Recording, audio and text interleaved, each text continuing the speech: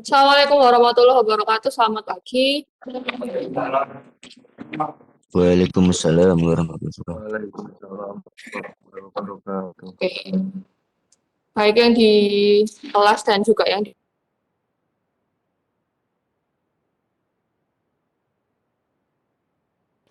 seminggu sebelumnya saya nggak bisa hadir di kelas karena waktu itu tapi seminggu sebelumnya ini ya daring ya. Hari itu seminggu sebelumnya itu saya nggak ada kelas. Iya sih. Oke, tapi minggu kemarin udah ketemu lagi tapi daring aja. Perbedaannya cuma daring aja. Oke, jadi hari ini kita melanjutkan latihan yang sebelumnya kemarin belum selesai. Untuk yang join dari WebEx nanti boleh mengikuti dulu, menyimak dulu, baru nanti mengetikkan kodenya, menyusul, apa-apa, nanti akan saya berikan waktu, karena kayaknya susah gitu kalau melihat WebEx, mengetikkan kode, terus memindahkan ke Visual Studio Code atau Replit secara bersamaan gitu ya. Jadi nanti nyimak dulu aja, nanti saya beri waktu buat nyusul kode. Ini mengetikkan kode. Sebelum itu saya mau absen dulu, untuk yang di WebEx, silakan menyalakan mikrofon nanti ketika namanya saya panggil dan merespon. Agita Clarissa. Oke. Untuk sesi 1 sampai absen berapa? 20. Yang di kelas sekarang. Oke, nanti yang belum saya panggil angkat tangan aja. Terus ya, HP-nya taruh dulu. Taruh dulu. Semuanya. Oke. Aida. Aisyah Nurul Ilmi. Hadir, Bu. Aisyah Huria. Anissa Rizka. Arif Asyam. Hadir, Bu. Astridia.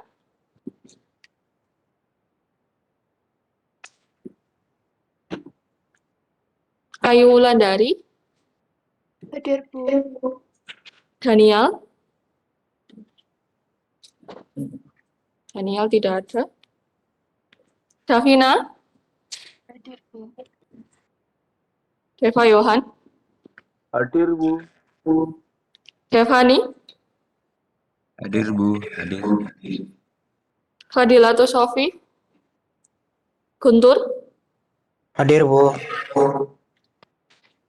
Helma. Helma nggak ada. Iswa Yudi. Hadir Bu. Iwang Evelina. Hai, Bu. Jidan Villa. Miratusani. Miratusani tidak ada. Mirza As.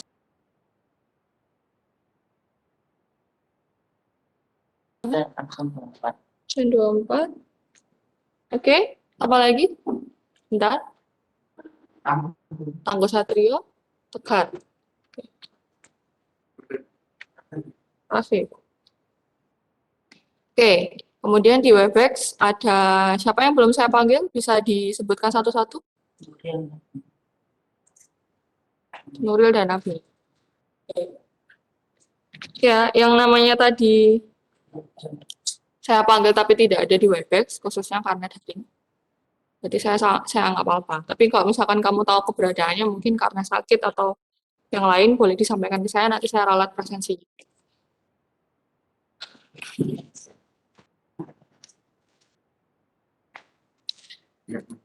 Terakhir kita kemarin sampai latihan berapa listnya? 7. Oke.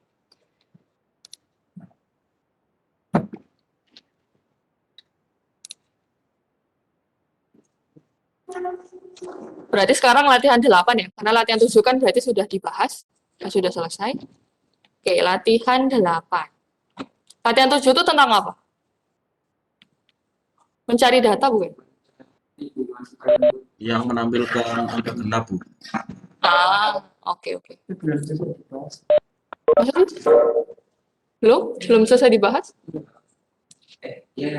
Belum dibahas. Masa? Tapi kamu ngetik, gini wes, kamu lihat dulu.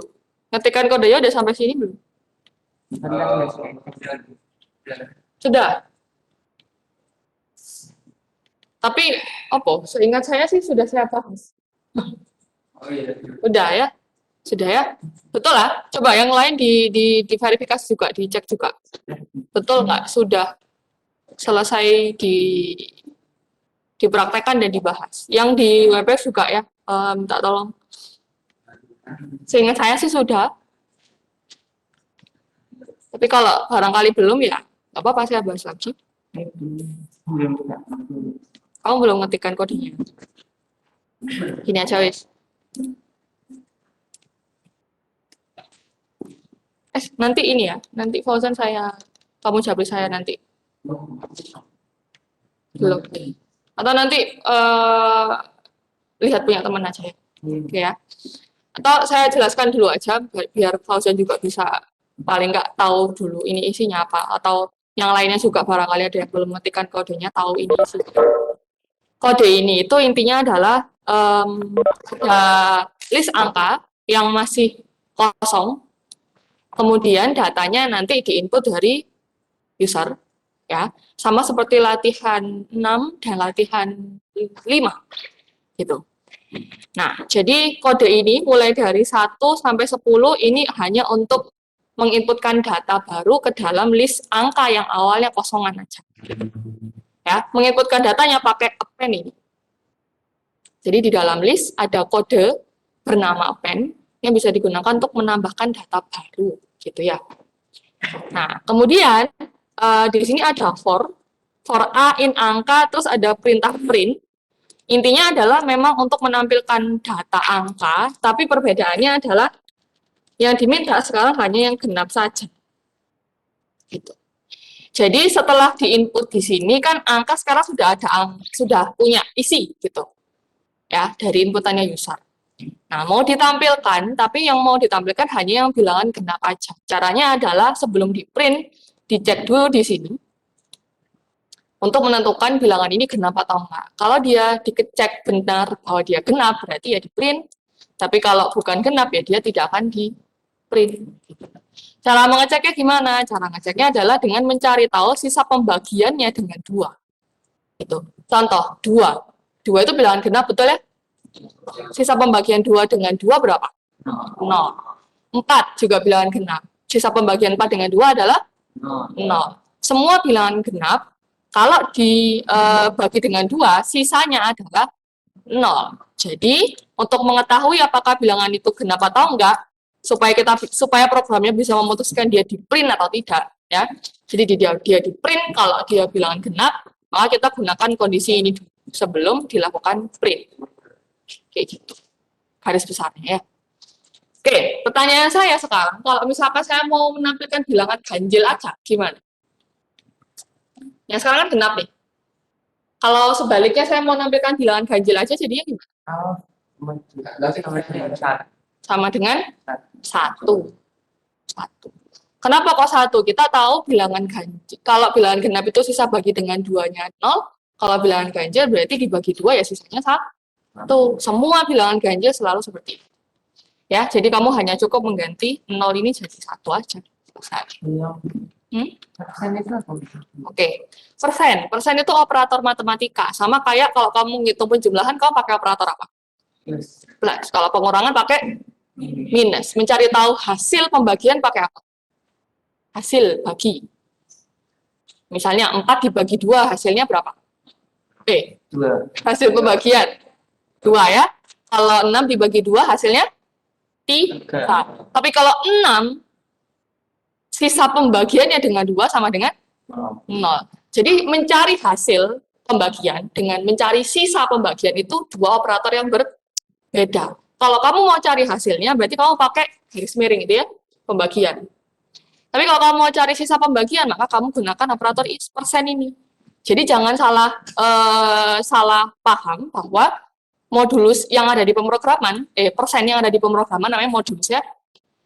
Ini fungsinya untuk mencari persentase itu bukan. Ya. Jadi simbol persen di sini kalau di pemrograman malah fungsinya untuk yang lain, yaitu untuk cari sisa pembagian. Gitu. Salah satunya paling banyak digunakan ya untuk mencari tahu bilangan tuh genap apa enggak, ganjil apa enggak. Gitu. Oke, sampai sini bagaimana? Bisa dipahami? Oke, yang di Webex bagaimana? Kalau sudah, oke. Kalau sudah berarti kita lanjut ke latihan 8. Oke, saya tunjukkan dulu latihan 8-nya kayak apa ya. Nah, ini nanti kamu cukup mengambil data siswa yang ada di latihan 3 aja. Gitu. Nah, ini nanti buat apa lagi gitu. Jadi di sini kamu lihat punya saya dulu ya. Di punya saya ada list siswa yang isinya nama siswa. Ada Amelia sampai Jerry gitu. Nah, ketika program dijalankan, ada perintah inputan disuruh cari nama siswa yang mau dicari. Ya, jadi nama siswa yang dicari ya maksudnya bisa salah satu dari nama-nama ini bisa aja nama lain yang nggak ada di sini. Namanya program udah digunakan sama user berarti kan ya dia cuma lihat programnya aja, dia nggak melihat isi kodenya, iya nggak? Sehingga dia nggak tahu dengan pasti isinya siswa itu apa aja. Bisa aja dia mencari nama yang ada di siswa, bisa jadi juga dia mencari nama yang tidak ada. Gitu ya. Sekali lagi kenapa? Karena dia nggak tahu pasti di dalam siswa itu ada isi nama apa aja.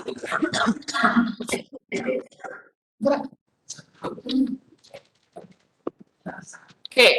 Apa yang terjadi ketika saya masukkan nama yang ada, misalnya saya mau cari nama Amelia, saya mau lihat ada nggak di siswa. Karena ada, maka keluarannya adalah data ditemukan. Tapi seandainya saya mencari nama yang tidak ada, maka keluarannya adalah data tidak ditemukan. Gitu. Ya, jadi siswa menampung kumpulan nama, user bisa mencari nama, bisa memasukkan data untuk mencari nama yang dia cari. Oke ya, kita akan bikin itu untuk latihan 8. Oke, sekarang silakan diawali dulu dengan kamu mengambil kode yang ada di latihan 3, khususnya yang siswa itu. Kamu pindahkan di latihan 8. Ya. Jadi bikin dulu latihan 8, buka latihan 3, ambil list siswanya, pindahkan ke latihan 8. Siswanya saja. Kode siswanya aja. Yang lain? Ada lainnya tak? Selain Python ini kan latihan 3. Latihan 3 saya tak lihat tadi. Yang 3 itu yang oh iya, yang Iya, ada siswanya pokoknya. Saya tak ceknya lagi.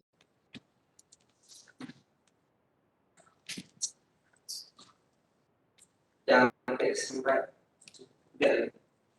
Bentar. Iya, ini aja. Ini aja. Ya, list siswa aja. Ambil, masukkan ke latihan 8. Jadi, besar kemungkinan punyamu data siswanya beda sama punya saya, nggak apa-apa. Ya. Yang penting ada. Dan isinya lebih dari 1. Itu dulu.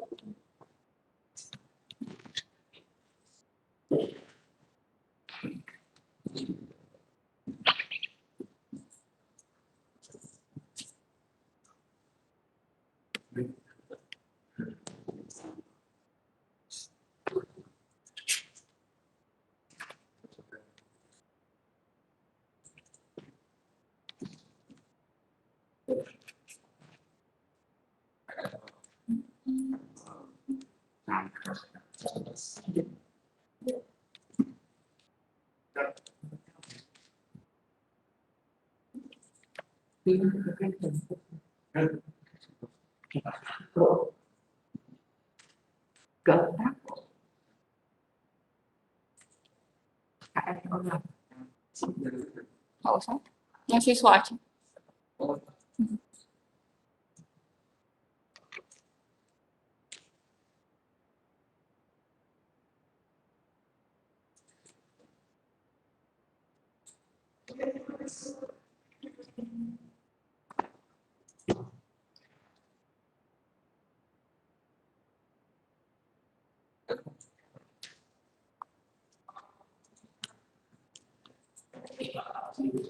Gimana? Sudah? Sudah memindahkan list siswa ke latihan 8? Sudah? Sudah ya? Oke. Sekarang kita akan mulai melanjutkan kodenya supaya nanti jadi programnya bisa mencari data. Oke, yang pertama kita buat dulu variabel. Sekali lagi untuk yang di rumah, yang di Webex, sorry ya. Yang di Webex boleh mengikuti dulu aja, nanti akan saya berikan waktu untuk menyusul. Ya. Oke, jadi kita akan buat variabel bernama ketemu. Ketemu ya. Dia ini fungsinya nanti sebagai penanda. Ya. Jadi data ditemukan atau data tidak ditemukan itu dilihatnya dari si variabel ketemu, nilai dari variabel ketemu. Nah, kita akan buat dulu awal nilainya dia false. Ya. Awal nilainya false. Oke. Kemudian baru sekarang kita bikin kode untuk minta inputan user. Gitu. Dia mau cari nama yang mana, ya. Cari sama dengan input, masukkan nama yang dicari, gitu. Ya. Nanti ini diapakan? Si cari ini diapakan? Cari yang udah diinput dari user, yang diperoleh nilainya dari user, akan dibandingkan satu persatu sama data dari siswa. Ya, jadi programnya akan membandingkan dulu nilai dari cari dengan masing-masing data dari siswa. Seandainya yang disimpan oleh cari, diperoleh dari inputan user tadi, nilainya sama dengan salah satu data dari ini, berarti artinya data ditemukan atau enggak? Ditemukan. Betul. Tapi seandainya dia bandingkan cari dengan semua data di siswa mulai dari Amelia sampai Jerry ternyata nggak ada yang sama, berarti kesimpulannya data tidak ditemukan. Sehingga untuk bisa membandingkan cari dengan semua data di dalam siswa, kita perlu for. Kan nanti for bisa bedah satu-satu gitu loh, ngambil satu-satu isinya siswa. Ngambil satu, bandingkan sama cari, sama nggak? Nggak. Dia lanjut ke data berikutnya. Bandingkan lagi, sama nggak? Nggak sama. Dilanjutkan ke elemen berikutnya. Kalaupun ada yang sama, baru nilainya ketemu ini diubah menjadi true. Intinya, oh ketemu. Yes ya. Oke, langsung aja dulu. Nanti kalau saya terlalu banyak cerita dulu, nanti malah bingung. Jadi sekarang kita membandingkan. Pakai for kayak yang saya bilang tadi. For S in siswa. Ya, baru di sini kita bandingkan jika cari nilainya sama dengan S, gitu ya. Kenapa kok S bukan siswa? Karena kalau siswa itu ya keseluruhan. Kita bandingkannya kan satu-satu. Nah, satu-satu datanya ditampung sama S. Jadi yang betul adalah ya bandingkan cari sama S sebenarnya. Ya. Seandainya jika cari nilainya sama dengan S, maka tadi yang saya bilang nilainya ketemu akan diubah menjadi true. Gitu. Sekali ketemu, sekali ada nilai cari yang sama dengan S, nilainya ketemu akan true terus sampai akhir. Gitu ya. Tapi kalau nilai cari nggak ada yang sama dengan S, ya nilai yang ketemu akan tetap false, nilai awalnya dia. Gitu ya. Jadi syaratnya diubah hanya ketika nilai cari sama dengan X. Gitu. Oke. Terus diapakan kalau ketemu sudah diubah jadi true? Kita buat untuk menentukan pesan mana yang mau ditampilkan. Jadi kita punya dua macam pesan, data ditemukan atau data tidak ditemukan. Itu kita gunakan, itu kita memilihnya berdasarkan nilai dari ketemu. Jika ketemu, maka akan print data ditemukan, betul? Gimana? Nggak ketemu sama dengan true. Boleh. Cuma nilainya ketemu sebenarnya kan sudah true. Gitu. Ini boleh sebenarnya. Boleh aja. Cuman nilainya ketemu sudah true sebenarnya. Kalau misalkan memang dia ditemukan data.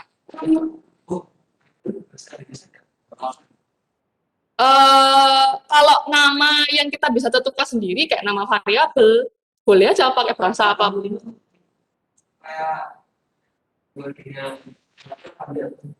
Jadi ketemu ini ceritanya adalah variabel yang menampung data.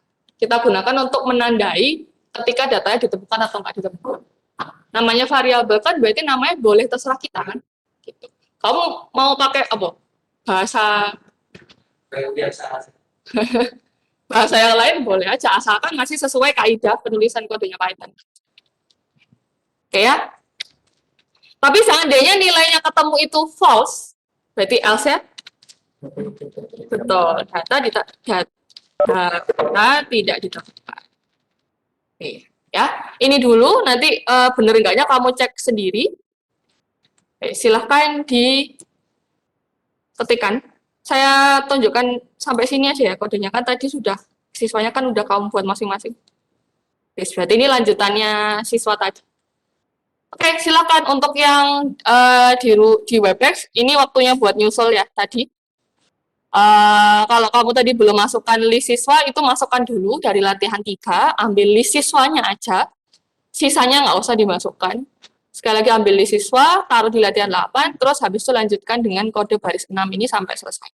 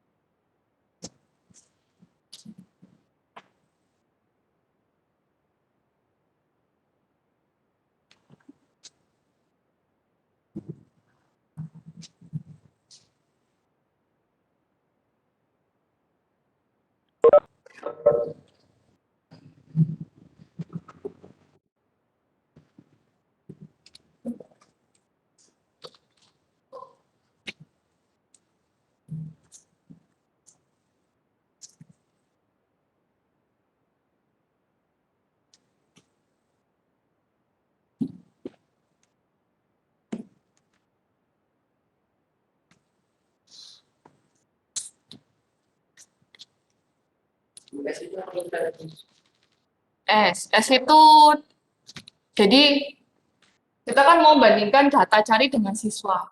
Siswa itu kan wadah yang nampung semuanya. Nah, proses perbandingannya itu nggak bisa cari langsung dibandingkan sama siswa yang satu wadah gitu, nggak bisa. Harus diambil satu-satu isi dari siswa, keluarin, bandingkan sama cari. Jadi ngambil Amelia dulu misalnya, bandingkan sama cari. Nah, yang ketika data siswa itu diambil satu, yang nampung itu S. Makanya yang makanya S itu fungsinya itu. Jadi ketika dari satu wadah itu diambil, ditampung sementara di S, supaya nanti bisa dibandingkan sama cari. Enggak, boleh yang lain. Karena dia sebenarnya pada dasarnya juga variabel sama kayak ketemu. Dimana dia namanya boleh kita pakai terserah kita. Saya biar gampang aja pakai S. Ambil dari nama depannya siswa kan S, terserah kamu. Terserah kamu. Boleh, boleh.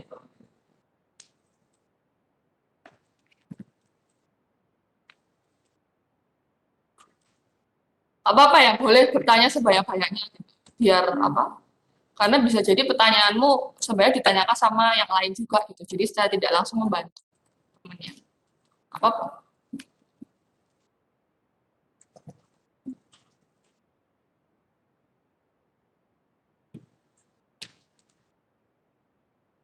Oke ya, kalau misalkan kamu udah selesai mengetikkan kodenya, dicoba 2 kali minimal ketika data ditemukan sama nggak ditemukan. Untuk memastikan.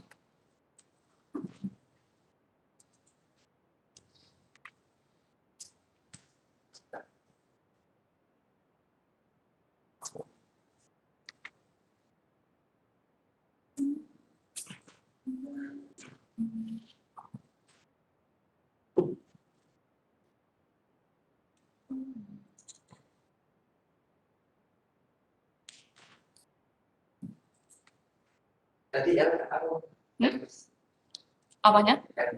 Else? Else, oke. Jadi if else itu gunanya untuk memilih. Misalkan setelah kita selesai mencari data di sini ya. Nah, sekarang kan tinggal milih pesan mana yang ditampilkan. Kita tahu datanya udah ditemukan. Berarti kan ada dua kemungkinan dari dua macam pesan ini mana yang ditampilkan berdasarkan hasil pencarian tadi. Karena ada dua macam pesan. Muncul pesan data ditemukan atau muncul pesan data tidak ditemukan. Kita mau milih dari dua pesan ini berdasarkan hasil pencarian. Hasil pencariannya apa sih? Nah, ini ketemu ini. Nilai dari ketemu. Nah, kalau nilai dari ketemu itu true, maka yang dipilih adalah yang bawahnya bawahnya if ini, yaitu print data ditemukan. Tapi bagaimana seandainya nilai dari ketemu tidak true? Berarti yang dipilih adalah yang di bawahnya else. Ya. Jadi ini untuk memahamkan lagi ya. If else di bahasa pemrograman manapun itu milihnya berdasarkan pernyataan yang setelahnya if ini. Kalau pernyataan yang setelahnya if ini bernilai true, maka dia akan menjalankan yang di bawahnya if. Gitu. Berhubung nilainya ketemu udah true, ya udah if cukup langsung ketemu aja. Gitu. Tapi kalau misalkan pernyataan setelahnya if itu enggak secara otomatis langsung boolean, ya kamu harus bikin menuliskan kode yang bisa menghasilkan jawaban true atau false. Oke, ada yang sudah mencoba? Sudah? Bisa keluar ya, data ditemukan, data tidak ditemukan, sudah sesuai? Oke. Buat misalnya, kan nulis coba itu pakai untuk data yang saya itu harus sama-sama Ini yang baru mau ini yang mau ya Pak. Ini yang mau saya jelasin di sini. Oke, tapi intinya begini, tak jelasin dulu. Jadi kalau kita punya data teks, kita mau bandingkan teks 1 sama teks 2. Sama cari itu kan sama-sama teks sebenarnya. Nah, kalau kita mau bandingkan teks, maka besar kecilnya huruf itu dilihat. Huruf A kapital teks sama A kecil itu dilihat sebagai dua teks yang berbeda. Makanya walaupun misalkan kamu ngetik Amelia, sama-sama Amelia, ya, kamu nyari Amelia, kamu ngetikkan kecil semua, padahal di siswa adanya Amelia yang A-nya itu dianggap tidak. Sehingga munculnya data tidak ditemukan. Nah, habis ini kita akan ngatasi yang seperti itu. Sekarang kalau misalkan kamu melihat program, kamu menggunakan program, terus programnya bikin terlalu banyak aturan. Ya, kamu kalau mau nyari data, harap mengetikkan dengan huruf kecil semua, karena mungkin di database-nya dia disimpan datanya dengan huruf kecil semua. Kan males kan? Apa sih kok ngatur gitu ya? Banyak aturan gitu. Sekarang kita memudahkan. Nanti habis ini kita modifikasi kode. Ya, tunggu dulu yang belum selesai. Habis ini tak jelasin.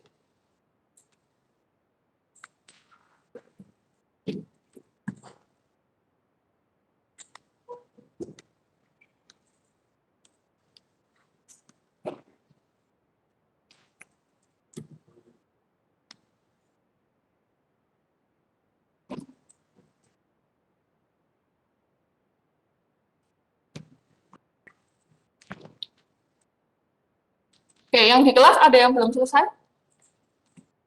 Sudah? Untuk yang di Webex gimana? Apakah ada yang belum selesai? Sebelum saya lanjutkan.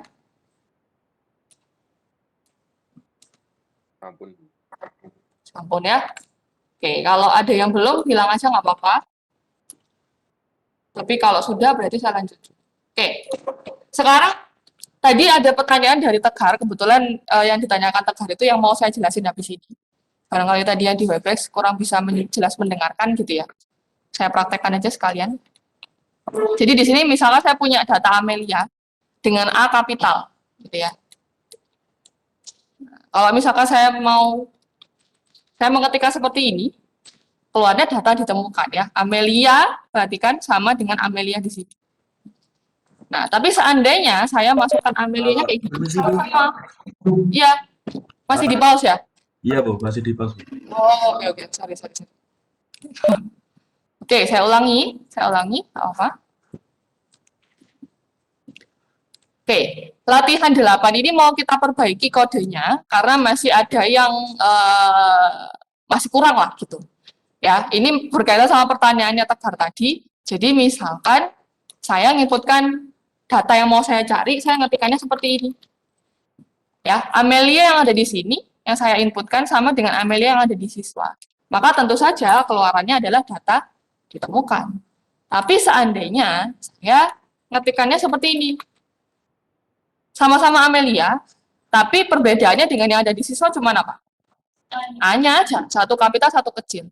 Harusnya kan orangnya sama, namanya sama-sama Amelia, harusnya mau A-nya kecil, mau A-nya besar, tetap data ditemukan kan? Cuman yang terjadi di sini apa? Keluarannya data tidak ditemukan. Nah, ya solusinya bukan dengan memberikan info pesan bahwa harap mengetikkan dengan huruf A, huruf kapital di depan, ribet ya. Program kita jadi malah menyulitkan gitu. Padahal program harusnya memudahkan. Gitu ya. Maka solusinya gimana? Solusinya adalah begini. Saya kasih ilustrasinya dulu. Jadi tadi Amelia sama yang seperti ini. Hasilnya kan true ya. Ditemukan ya. Nah, tapi kalau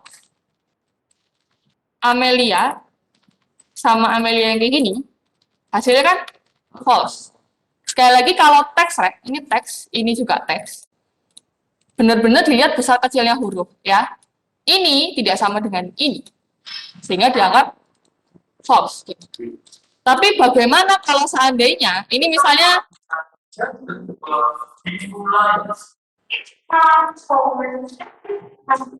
oke. Misalkan ini inputannya user, ini data yang ada di siswa. Gimana kalau sebelum dibandingkan dua data ini, kita ubah dulu dua-duanya ke huruf kecil semua atau huruf kapital semua. Gitu. Jadi misalnya gini. Misalnya ya. Cari, itu misalkan di input jadi kayak gini, misalnya. Gitu. Nah, kalau kode kita sekarang berarti kan akan membandingkan seperti ini. Amelia dibandingkan sama ini dulu. Jadi tadi false kan ya? Tapi gimana kalau sebelum dibandingkan dua data ini, dua-duanya diubah jadi huruf kecil dulu. Jadi cari diubah ke huruf kecil dulu menjadi seperti ini sekarang. Terus Amelia yang ada di siswa, punya saya A-nya kapital, ya, yang lainnya kecil, kayak gini. Diubah juga jadi huruf kecil, jadi seperti ini. Maka menghasilkan apa? True. Jadi kuncinya adalah di sini. Di if-nya. Pada saat membandingkan. Baik cari maupun S, dua-duanya diubah menjadi huruf kecil semua atau huruf kapital semua. Kalau mau pakai huruf kecil semua, pakai lower. Kalau mau jadi huruf besar semua, jadi upper kodenya. Upper. Lawannya. Low sama up itu kan berkebalikan. Jadi lower kebalikannya up. Itu ya, jadi terlepas dari asalnya itu dia pakai kapital semua, atau awalnya aja yang kapital, atau besar kecil, ketika dibandingkan, diubah semua ke huruf kecil. Sehingga nggak ada lagi perbedaan besar kecilnya huruf pada saat kita membandingkan di sini. Gitu. Bingung nggak? Oke, gini, tak jalankan lagi ya. Gimana ini kok nggak mau run?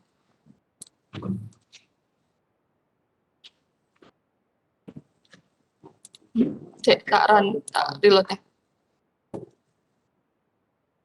Nomor berpikiran semua. Jadi pilihannya dua. Kau boleh pakai salah satu aja. Kalau ya yang pasti lower dipakai bersama dengan lower juga ya. Jangan satu lower, satu upper sama aja dong. Gitu. Oke, jadi misalnya gini. Nah, ya, saya kan ngetikkannya huruf kapital semua. Misalnya saya nggak sengaja caps lock-nya ketekan gitu, ditekan gitu. Nah, Berarti kan nanti data saya yang besar semua itu akan dibandingkan sama ini dulu, betul nggak? Oke, kalau misalnya dengan kode yang sebelumnya, cuman cari dibandingkan sama S, berarti Amelia yang ini tidak sama dengan Amelia yang ini mengakibatkan data nggak ditemukan, betul? Tapi kode kita yang sekarang, yang sudah ditambahin lower, sebelum dibandingkan antara Amelia yang ini dengan Amelia yang besar semua, sebelum dibandingin, diubah dulu ke huruf kecil. Jadi ini diubah ke huruf kecil, ini juga diubah ke huruf kecil. Jadi Amelia kecil semua kan, dua-duanya. Kalau udah sama-sama, nggak ada lagi perbedaan huruf besar huruf kecil, asalkan abjadnya sama, berarti kan dianggap dua tes ini sama juga. Bingung? Gitu loh. Ya, jadi data S kita itu misalkan lagi dibandingkan sama ini. Cari itu dibandingkan, isinya adalah ini. Ketika dibandingkan di F, cari dot lower ini sama dengan S dot lower gitu ya. Kan untuk membandingkan kan seperti ini. Nah, yang terjadi sebenarnya adalah sebelum dibandingkan antara cari dengan lower, dengan S, cari ini diubah ke huruf besar, huruf kecil dulu. Jadi gini, cari kan nilainya Amelia. Ini kalau kecil semua berarti jadi ini kan sama dengan S. S kan ini. Ubah dulu ke huruf kecil jadi apa? Nah, kalau kayak gini jadinya gimana? Sama. Sebelumnya kan kayak gini toh. Sebelumnya tuh seperti ini. If cari aja sama dengan S. Kalau kayak gini, maka jadi if Amelia kebesar semua sama dengan ini bedanya. Kalau kayak gini kan hasilnya jadi false ya tadi ya. Tapi kalau yang sekarang hasilnya apa? Nah, gitu bedanya. Gitu ya. Jadi usernya mau misalkan ini dia ngisinya begini. Nah, misalnya nggak ngaruh gitu ke hasil akhirnya karena mau dia susunannya seperti ini, kalau sama-sama diubah ke huruf kecil semua kan jadinya gini juga kan, gitu ya.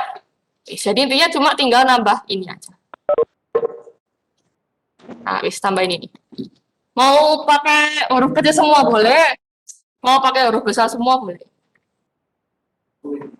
Kenapa harus pakai teks? Oke, jadi sebenarnya ini itu materinya habis ini mungkin kita bahas. Jadi ada yang namanya function. Bahasa Inggrisnya fungsi. Function, ya. Nah, function itu adalah kode, kumpulan kode yang bisa dipanggil setiap waktu. Function itu bisa kita buat sendiri, bisa ada juga yang sudah bawaan dari Python-nya. Salah satunya function itu adalah print. Kalau kamu perhatikan coba, print itu kan selalu print dalam kurung, gitu ya. Terus input juga input dalam kurung, gitu. Begitu juga lower dalam kurung kayak gitu. Nah, yang sudah ada yang sudah ada dari Python fungsinya ya untuk memudahkan kita dalam ketikan kode. Gitu. Bayangkan kalau untuk misalkan kalau nggak ada fungsi lower, kita mau mengubah ke huruf kecil semua itu harus manual. Nah, dengan adanya lower, Python udah membuatkan buat kita sehingga kita tinggal pakai aja. Teks apapun yang kita punya kalau digunakan bersama di lower akan langsung diubah jadi huruf kecil semua. Jadi cara memanggilnya memang seperti itu. Function kalau misalkan kamu butuh, dipanggilnya selalu seperti itu. Nama functionnya diikuti tanda kurungnya. Gitu. Ya. Nah, cuman digunakannya memang kalau cara memanggilnya memang berbeda-beda. Bisa yang cuma langsung print gitu aja atau input dalam kurung. Nah, tapi kalau lower ini kan ada data yang harus karena lower tuh mau mengubah ke huruf kecil untuk data tertentu gitu. Nah, harus dipanggil juga data mana yang mau kamu ubah ke huruf kecil semua, cari. Ya udah, berarti cara manggilnya gitu. Cari dot lower.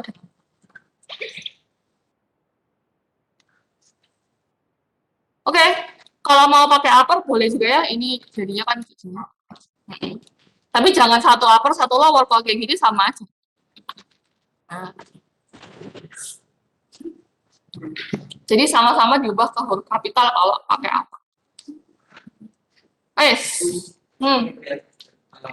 Bawahnya. Yang mana? Ini.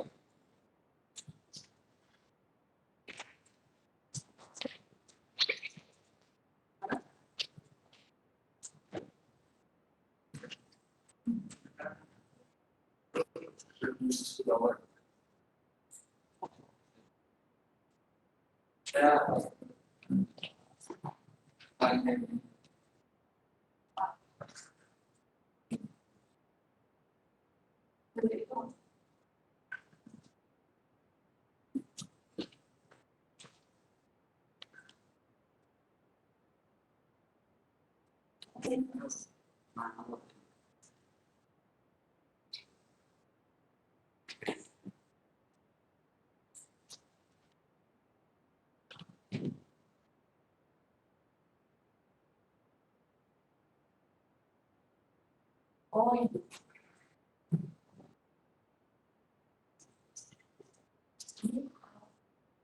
Mas ya, melihat. Ya, saya bilang kalau orang itu kan dia Indonesia. Memang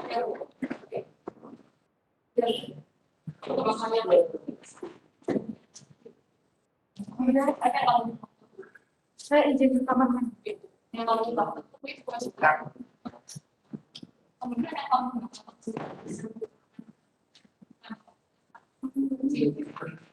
jadi ketika ada yang kamu tarik sini yang diubah menjadi itu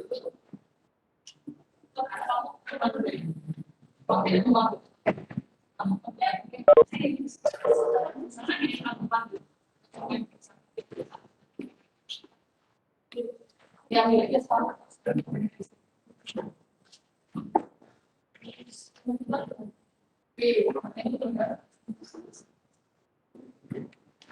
Ya.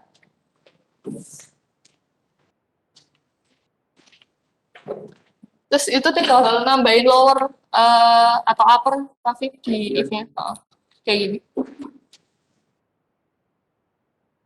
Yang udah berarti boleh bikin latihan 9 dulu ya.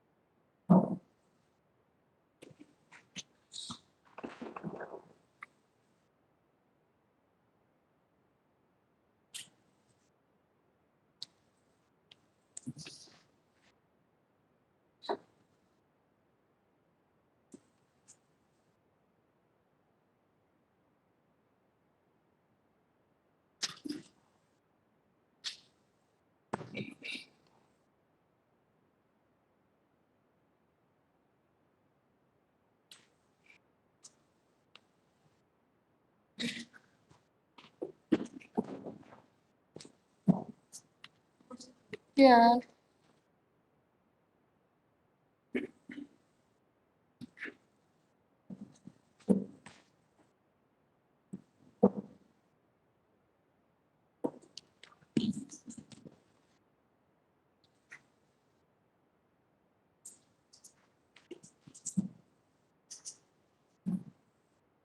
Sudah, Raffi?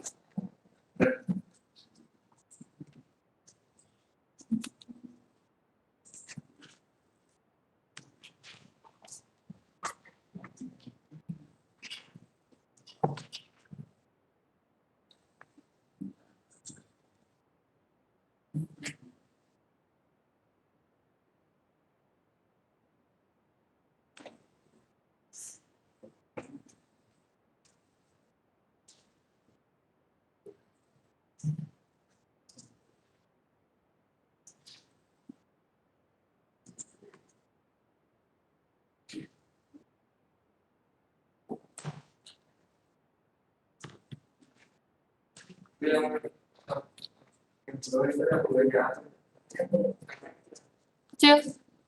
Variabel kita nama ketemunya pakai K kecil, jadi dipanggilnya K kecil terus.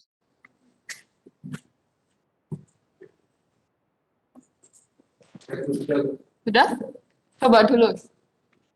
Sudah dicoba juga. Oke. Oke, latihan 9 ya. Untuk yang di Webex, kalau misalkan belum selesai juga nggak apa-apa, saya tunggu. Tapi kalau udah selesai ya saya lanjut.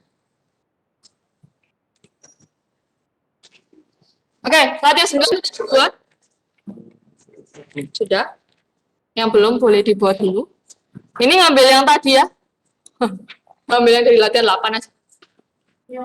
Yang siswa, kode siswanya apa namanya?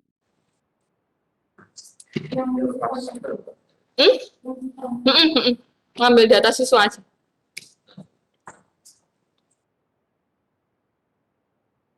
Oke. Sambil ngetikan ya, sambil ngambil data siswa, saya jelasin dulu. Di latihan 9 ini kita kembali lagi ke rootnya list. Kita benar-benar mempelajari lagi sifat-sifat dari list itu kayak apa. Kenapa? Karena setelah ini kita akan belajar jenis collection yang lain. Jadi collection itu kan pada dasarnya adalah tipe data yang bisa menampung kumpulan data. Gitu. Sama dari siapa itu?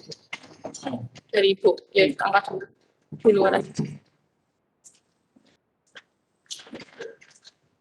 Oke. Nah, selain list, ya, sebagai salah satu jenis dari collection, ada jenis lainnya. Ada yang namanya set, ada yang namanya tuple, ada yang namanya dictionary. Oke, bisa diperhatikan dulu. Ya, perhatikan dulu ya, HP-nya taruh dulu. Nah, untuk kita memahami jenis dari collection lainnya, yang saya sebutkan tadi ada set, ada dictionary, ada tuple, kita perlu memahami lagi sifatnya list itu kayak apa. Jadi ketika kita udah mempelajari jenis lain, kita bisa bandingkan. Oh, list sama set itu bedanya ini. Oh, list sama tuple kayak gini. Oh, list sama dictionary kayak gini. Gitu. Ya, jadi kita pelajari lagi lebih dalam dari sifat dari list. Nah, yang pertama, sambil nge-review karena sebenarnya kita udah membahas juga gitu ya. Cuma saya ini menekankan lagi. List itu sifatnya yang pertama adalah dia itu terurut datanya. Buktinya apa? Masing-masing data ini punya indeks atau posisi. Ya, Amelia punya indeks berapa? 0. Sekali lagi, indeks itu adalah posisi data ini di dalam list. Yang pertama kali, yang paling kiri, itu berarti adalah yang di posisi pertama, yaitu 0. Berarti berikutnya 1, berikutnya 2, dan seterusnya. Ya. Nah, dan posisi ini nggak akan pernah ketukar-ketukar. Buktinya apa? Kalau misalkan saya jalankan for ya, saya hapus dulu. Ini nggak usah diketikkan di punyamu, ini buat membuktikan aja. Kalau misalkan saya print pakai for, in siswa, saya print S, lihat ya. Nah, Amelia di pertama, diikuti Bima, Cindy, sampai Jerry. Dan posisinya sesuai sama yang ada di kode pada saat saya membuat siswa. Kalau nggak terurut, ketika saya jalankan lagi, nggak mesti Amelia itu ada di urutan pertama. Kalau nggak terurut.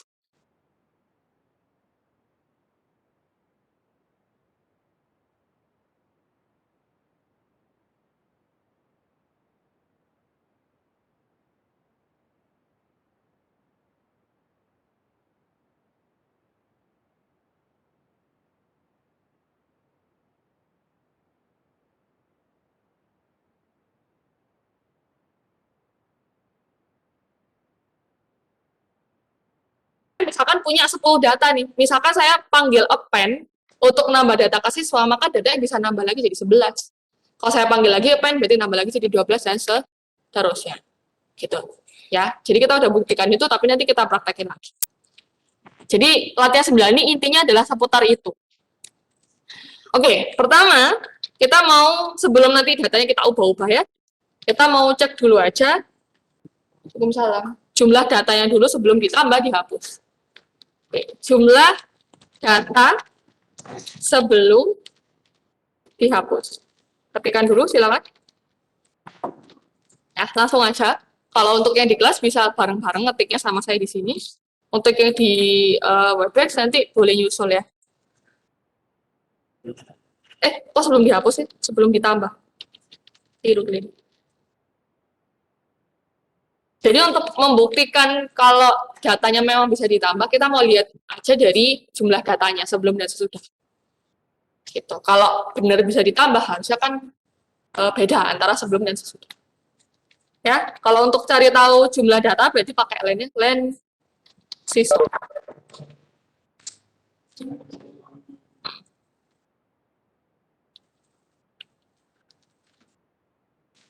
Nah, sekarang kita lakukan penambahan data, menambah data ke siswa. Contoh ya, kamu boleh pakai nama lain. Kalau mau nambah data, sekali lagi ke list pakai kode namanya append. Tinggal dimasukkan data yang mau ditambahkan di dalamnya append. Saya mau nambahin 2 data. Kayak gini. Sehingga sekarang saya mau ngeprint jumlah data setelah ditambah. Harusnya berbeda.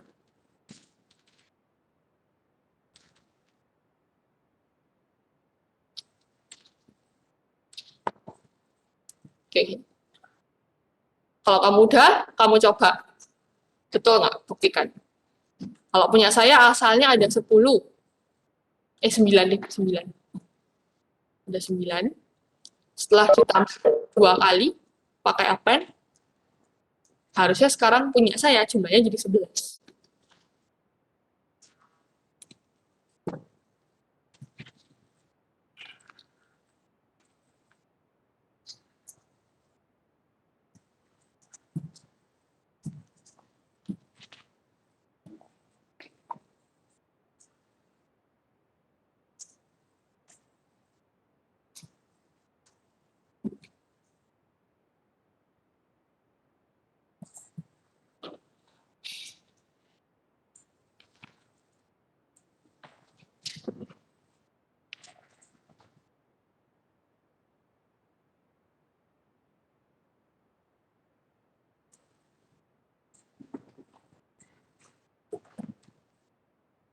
Guys, udah kamu lihat? Betul datanya nambah? Betul ya? Oke, berarti betul ternyata list itu bisa ditambah datanya. Karena nanti kalau kita udah mempelajari jenis collection lain, ada jenis yang nggak bisa ditambah. Jadi kita belajar ini sekarang latihan 9 untuk biar bisa bandingkan juga.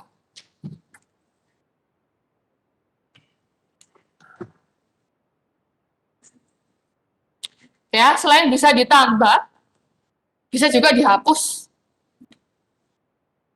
Nah, di sini kita mau hapus data. Sampai sini ada yang belum? Yang di kelas? Sudah? Sampai sini ada yang belum? Fungsinya apa ini apa bisa sama sekian itu. Jadi Boleh. itu dari user yang ini itu apakah bisa buat nambah data? Bisa. Contohnya ada di latihan 5. Jadi nambah input data dulu. Nah, input data kan biasanya ditampung dulu di variabel hasil inputannya. Kalau misalkan itu mau kamu tambahin ke list, berarti ya append terus masukkan variabel yang nampung inputannya user tadi. Itu ada di latihan 5 contoh. Ya. Sekarang kalau hapus data, ini. Menghapus data siswa. Nah, ini ada dua cara untuk hapus data. Misalkan saya mau hapus data di posisi terakhir. Gini. Kalau mau hapus data di posisi terakhir, berarti saya tinggal siswa dot pop. Nah, kalau mau hapus data di posisi terakhir, itu pakai siswa dot pop. Karena ada juga kita nggak hanya bisa menghapus yang di posisi terakhir aja, tapi bisa juga di posisi tertentu. Misalnya saya mau ngapus di posisi, misalnya si Amelia di sini posisi keberapa dia? 1 ke 0. Ya, ingat kalau di list posisi pertama itu bukan di 1 tapi di 0. Misalnya kalau si Amelia berarti siswa.pop dalam kurung 0. Gitu.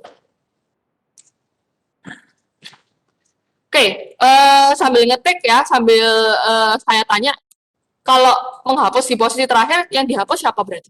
Kalau punya saya. Lah yo, jenenge sapa? Yang di posisi terakhir itu siapa? Lucky. Betul. Kenapa kok Lucky? Karena dia ditambahin terakhir kan? Otomatis dia pasti di posisi terakhir juga. Kenapa kok Lucky ada di posisi terakhir? Karena jadi nambahinnya kan urut kan? Nambahin Karina dulu baru Lucky. Punya saya ada 9 data. 0 sampai 8 udah keisi semua. Nambah Karina, berarti Karina taruh di posisi ke-9. Nambah lagi Lucky, berarti dia di posisi ke-10. Jadi dia di posisi terakhir. Ketika saya panggil siswa pop, yang diambil yang Lucky. Gitu. Tapi ketika saya ngambil siswa pop 0, Amelianya dihapus. Terus apa yang terjadi sama posisi yang tadinya dimiliki sama Amelia? Jadi 0. Tetap dibiarin kosongan atau geser? Geser. Jadi sekarang Bima ada di posisi ke 0. Gitu. Oke ya. Ini dulu aja.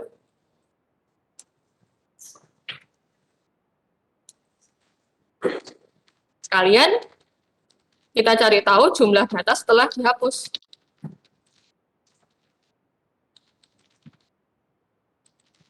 Jadi biar bisa sekalian dibuktikan bahwa memang kalau udah dihapus ya datanya berkurang. Gitu. Nggak tetap.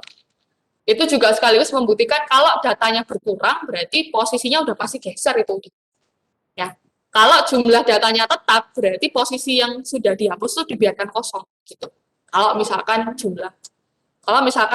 yang terjadi adalah ketika dihapus posisinya dibiarkan kosong gitu ya. Tapi masalahnya enggak. Gitu. Jadi kalau dihapus ya jumlahnya berkurang. Berarti datanya udah digeser. Oke, print aja semua dulu, kelihatan nanti sebelum ditambah, setelah ditambah, dan setelah dihapus.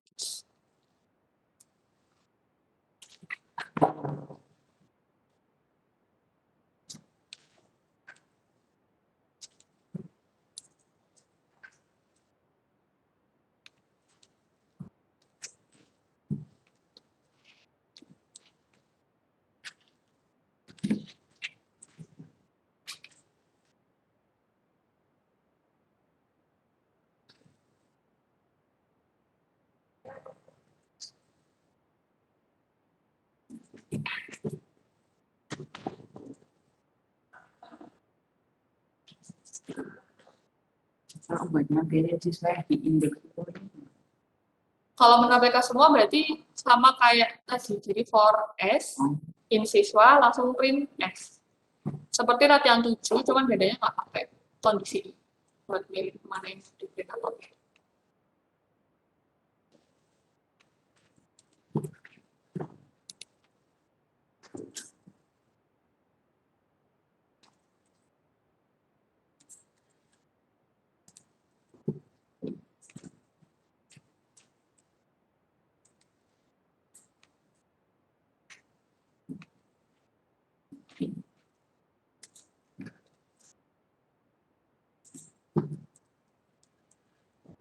Nanti bakal kita tampilin isinya semua, tapi setelah kita lakukan penggantian data. Oke ya. Saya terusin dulu, ada yang belum ini? Sudah? Oh.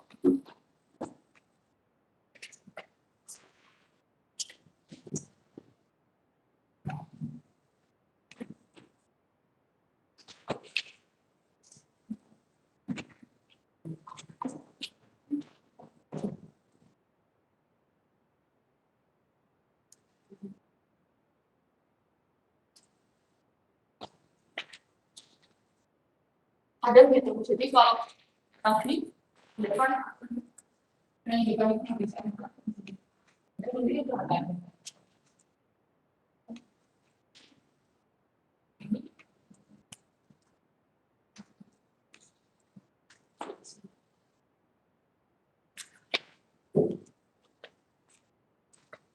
Oke, ya kita udah ngambah selesai, hapus sudah. ganti sekarang. Mau ganti data. Oke, misalkan saya mau ganti ini. Bima jadi Bimo misalnya. Cuman karena tadi kita tahu bahwa sudah ada penghapusan data di posisi ke-0, Amelia kan udah nggak ada, digantikan Bima di posisi ke-0 ya.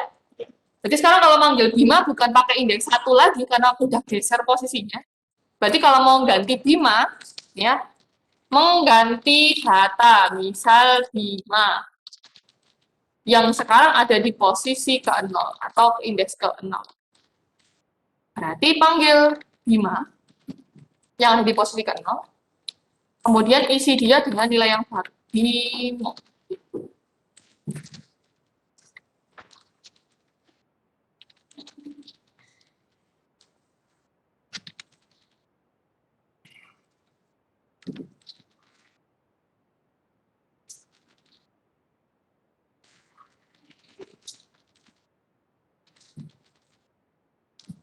Yes.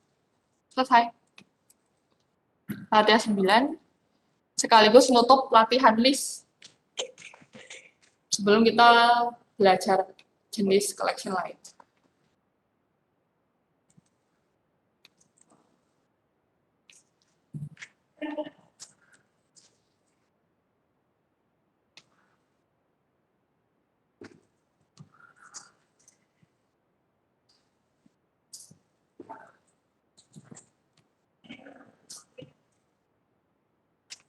Ya, kalau benar yang kamu lakukan harusnya yang kamu hapus sudah nggak ada.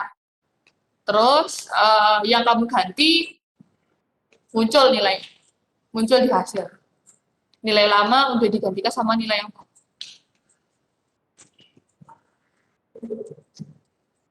Terus Karina masih tetap ada, karena dia tadi udah ditambahkan. Lucky juga ditambahkan, tapi habis itu dihapus. Jadi harusnya Lucky nggak ada.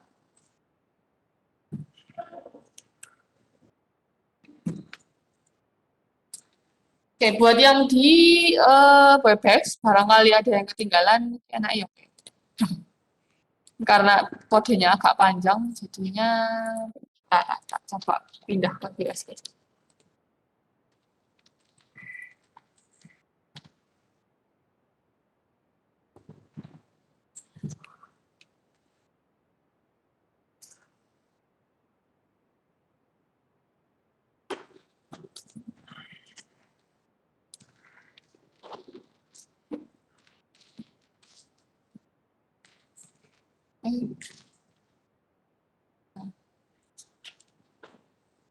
Ini aja.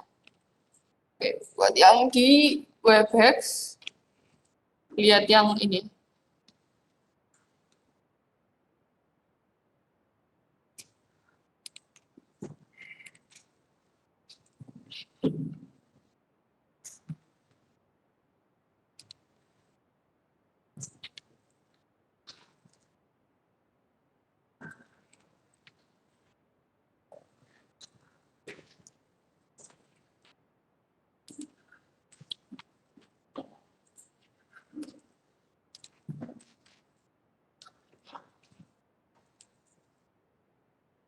Coba cukup ya teman-teman. Si.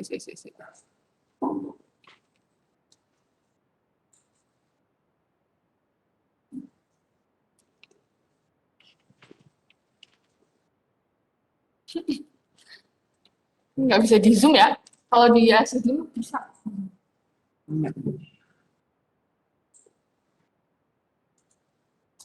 Sorry.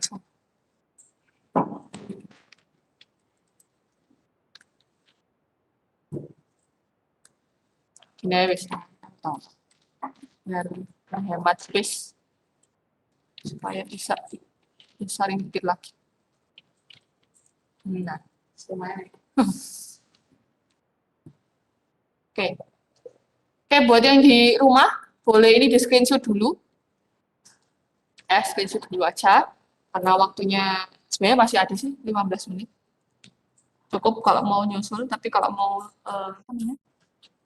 men-screenshot bisa screenshot dulu.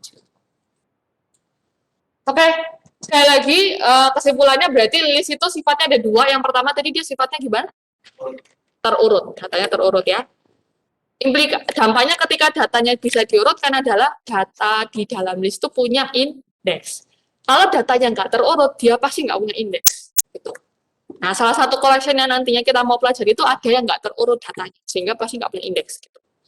Kemudian sifatnya kedua, datanya tadi bisa diubah.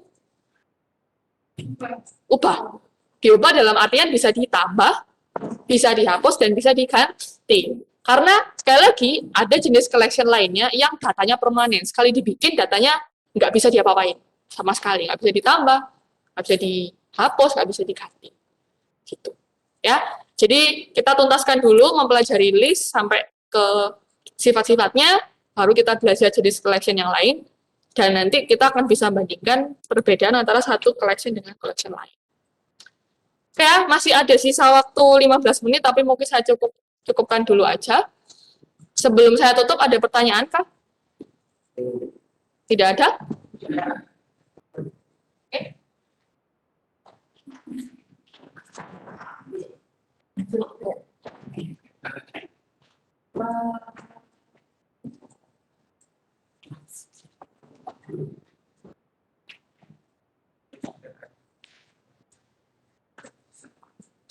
Jadi, tadi itu kalau perempuan, kalau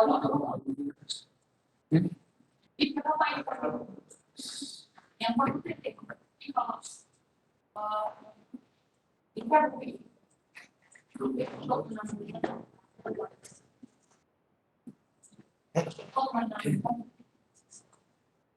yang digunakan olahraga ya semua. Oh, jadi yang mau itu begini. Oh, jadi diulang sama. Misalkan kok menanda sebenarnya oke sama orang.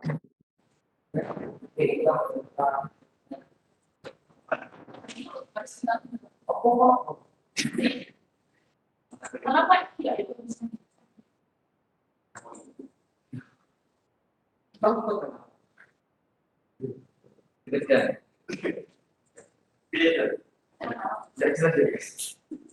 Tapi yang diulang ada dua kali.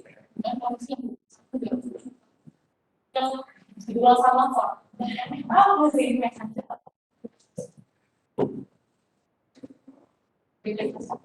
Kenapa?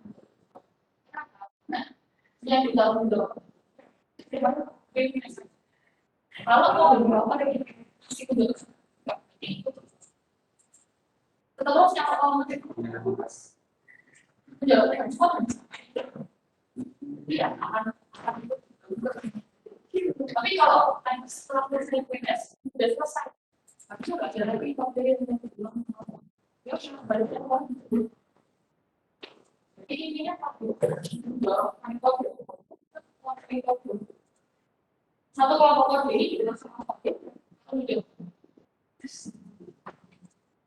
tapi kalau ada kode yang berbeda di kelompok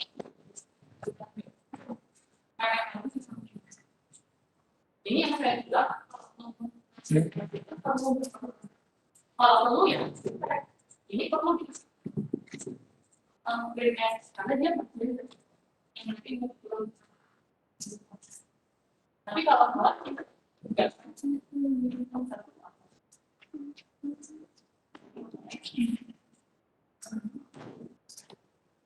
ini yang pasti keluar karena diakhir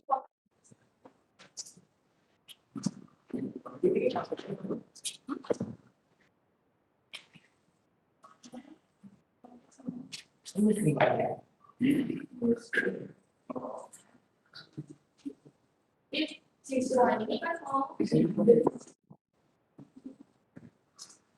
mau berapa ada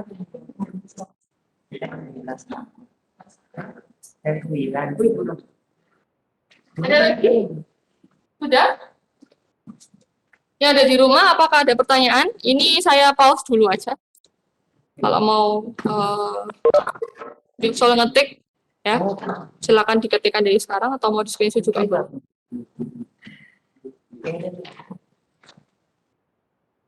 Yang latihan 6 kamu bisa lihat di reply saya ini, Fauzan. Kalau kamu mau. Tadi, kamu yang belum latihan apa tadi? 7 ya? Salah. 7. Ini udah saya bukain, kamu tinggal nirukan aja. Yang di rumah udah saya pause kok, latihan 9. Oke ya, benar? Nggak ada pertanyaan? Kalau nggak ada pertanyaan, berarti saya akhiri dulu. Terima kasih, ketemu lagi minggu depan, insya Allah. Wassalamualaikum warahmatullahi wabarakatuh.